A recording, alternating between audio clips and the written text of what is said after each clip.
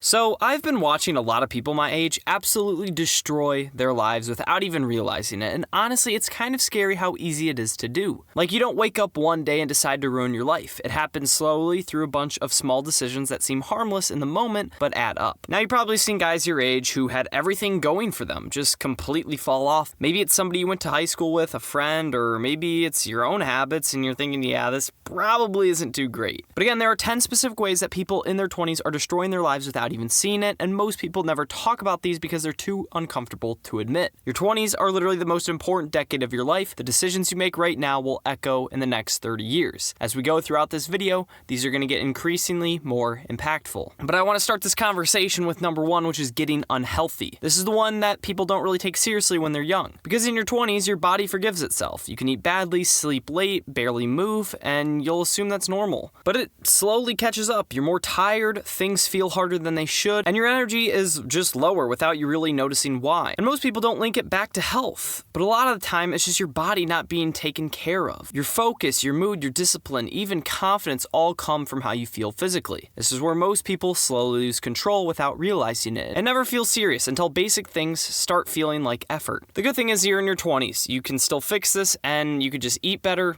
get out more, and that'll fix a lot of the stuff. You only get one body, and there's no reset button. So take care of it. Another way you can completely ruin your life is by getting a gambling addiction. Gambling addiction is one of those things that doesn't feel serious at first. Most people that start gambling don't think, I'm going to ruin my life. It's just something casual, a game, a little bit of excitement, maybe betting on a game with friends or trying something online or thinking it's just for fun. And for a while, it is just fun. But the shift happens way earlier than people realize. It stops being about fun and starts becoming, oh, what if I win this time? How much can I win? Can I become rich? And that mindset is dangerous because now you're not just playing anymore, you're hoping. Again, I gamble. At one point in my life, it was actually a pretty noticeable part of how I thought. Not even just the act itself, but the mental space it took up. Like a constant what if in the background. And that's really the difference I've noticed over time. There's a version where gambling is just something that exists in your life occasionally, and then there's a version where it starts taking up space in your head without you even realizing it. And when that happens, it's not just fun anymore. Again, this entire system is designed for you to lose and for the house to win. Even in casual settings, there's always someone setting the rules in a way that benefits them more than you. So yeah, technically you can gamble, but you have to be honest about what it is for you. It's not a strategy, it's not a system, it's entertainment at best and a trap at worst if you're not careful. And that's really the line you don't want to cross, where it stops being something you do sometimes and starts being something your mind keeps coming back to. Which brings us to another way you can ruin your life, which is becoming a drunk or a stoner. This is very similar to gambling, and look, I'm not trying to judge anyone here. I've never smoked weed, I've never drank alcohol, so I'm not speaking from any personal experience in that sense. I am at a legal age to do so, I just choose not to. Again, nobody starts by saying, I want to become dependent on this. It usually just starts as something that's harmless, something to relax, something social, something to take the edge off, and for a lot of people it stays there. But for others, it slowly turns into something they rely on more than they realize. And that's the part that's kind of worrying, when you start needing it instead of just choosing it. I've seen people who can't sit through certain situations without stepping away to vape or smoke. They have this automatic, I need this right now reaction, and at that point, it's not really casual anymore. Because anything that starts controlling your behavior, it's not just a hobby, it's dependence. And the thing is, it doesn't just stay in one area of your life. It affects energy, it affects your money and your spending, it affects how people see you, so your jobs and dating. I think most people would agree, nobody actually wants to be addicted to alcohol, drugs, or nicotine. Nobody plans for that. It just kind of creeps in when you're not paying attention. If you ever notice something starting to feel less like a choice and more like a need, that's usually the point where you need to step back and reassess. Because it's a lot easier to adjust early than it is to try and fix it once it's already a part of your routine. Which brings us to our next way to ruin your life, which is to getting pregnant too early. This is one of those topics that people usually don't think about in the moment, but it has probably one of the biggest long-term impacts on your life. Getting pregnant isn't just a life situation, it is a full shift in everything. And I think that's where people underestimate it. In your 20s, especially early 20s, a lot of people are still thinking about money, their goals, or just who they are as a person, so adding something like that into the mix changes everything immediately. And I'm not just talking about finances, even though that's a huge part of it. I'm talking about freedom, direction, even relationships moving forward, because once a child is involved, you're connected to that other person for life, whether things work out between you or not. That connection doesn't really go away. Again, to be clear, I'm not talking about people who are older, stable, married, or intentionally starting a family. That's different. That's planned, that's structured. I'm talking about random situations, hooking up, no real plan. Again, if you don't stay together, you're still gonna have to figure out life together with a kid. And that's the part people don't really think through. It's not just a mistake that disappears, it becomes schedules, communications, responsibility, it's all tied together. And honestly, I think most people people don't actually want that outcome in that stage of life. Most people are trying to build their foundation first, get their life together, get financially stable, understand themselves better. So the question becomes pretty simple. Are you in a place where you're actually ready for something that's permanent? Because if not, it's not just about avoiding a mistake, it's about protecting the version of your life you're trying to build right now. And so consider being celibate. Make sure you're using protection, or once again, wait until you're married to have sex, because you won't have a kid if you do that.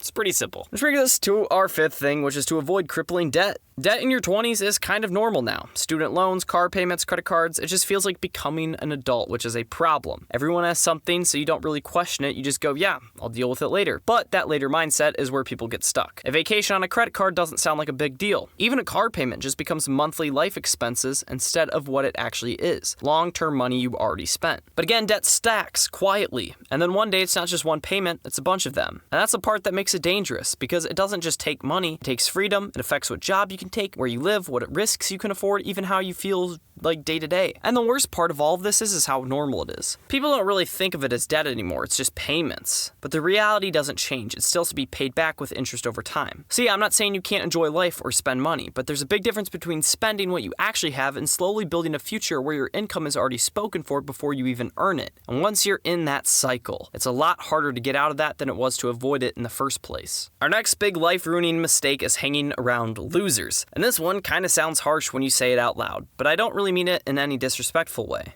The reality is some people in your life just aren't moving in the same way you want to move. It's not always dramatic or obvious. It's not about them being bad people. It's the habits, the mindsets, the way they talk about life, what they think is normal. And the cliche saying is true for reasons. Your 5 closest friends will determine who you are in the future. I've noticed it in my own life. Not that my whole personality changes, but small things definitely do. The way I talk, what I find funny, what I start thinking is normal, it shifts depending on who I'm around for a long period of time. And if that can happen, it's dangerous. Because if the people around you aren't really focused on growth, discipline, or building something, it becomes really easy to drift into the same mindset without realizing it. On this flip side, when you're around people who are actually trying to improve themselves, it works the opposite way. You start thinking bigger without forcing it. You start holding yourself to a higher standard just because that's what's around you. So it really comes down to this. Are the people around you pushing you forward, or are they making you feel comfortable enough to not move? Because over time, if you don't choose your habits, your environment chooses a lot of them for you. Our next thing here is neglecting mental health. Mental health isn't dramatic. It's subtle. You just start feeling a little bit off more often. Things that used to feel easier are heavier. Your motivation drops, your patience is shortened, and you don't really know why. And I think part of what makes this generation different is just how much noise we're constantly exposed to. It's like your brain never really gets a break anymore, and then you combine that with things like worse sleep, less movement, worse food, less time outside, and it all stacks. Sometimes what people call anxiety or depression isn't just some random thing that appears. It can be a result of how you're living day to day. If your sleep is bad, your routine is off, you're always on your phone, you're not moving, you're not getting sunlight, your mind is going to feel that, and your body is too. Now, obviously, there are real cases where professional help and medication are necessary. I'm not trying to downplay that at all, but I think for a lot of people, the first response is often skipping the basics that actually make a huge difference. Because your mental state isn't separate from your lifestyle, it's built from it. So again, the real question is, are you actually taking care of your mind through your habits? Or are you just trying to fix how you feel while keeping everything else the same? Our next thing that ruins lives is neglecting help. This is something I think a lot of people get wrong, especially when they're younger. There's this idea that you're supposed to handle everything on your own, and asking for help is weak, and you can't do things together, so people just try to brute force everything alone, even when it doesn't make sense at all. But the reality is nobody actually lives like that, or at least we weren't meant to. Humans aren't built to figure everything else on their own. They're meant to have friends, family, relationships, mentors, all of that. And when you ignore that completely, you're basically making life harder than it needs to be for no reason. And I get that. There's a balance. You shouldn't be fully dependent on other people. You should be able to stand on your own and handle your own responsibilities. But there's a big difference between being independent and refusing to use that support that's already around you. Because sometimes the smartest move isn't pushing through alone. It's asking someone who's already done it before, or talking to someone who can see your situation more clearly than you can, or just letting people in instead of trying to carry everything silently. I've noticed this in my own life too. I rely on my support system a lot. My family, friends, people I trust, even my faith and community. All of that plays a role in keeping me grounded. Not because I can't function without it, but because life is just better when you're not doing everything in a vacuum. And I think a lot of people would benefit from realizing that asking for help isn't a failure failure moment. It's just using what's available to you. So maybe the real question is, are you actually being strong by handling everything alone? Oftentimes, that's not the truth. Which brings us now to wasting time. And this one's tricky because it's not what everybody thinks it is. Yeah, sometimes wasting time is obvious, like when you should be doing your schoolwork but you're watching a movie. But there's another version that's way more subtle. It's when you're so focused on the short term that you lose sight of the bigger picture.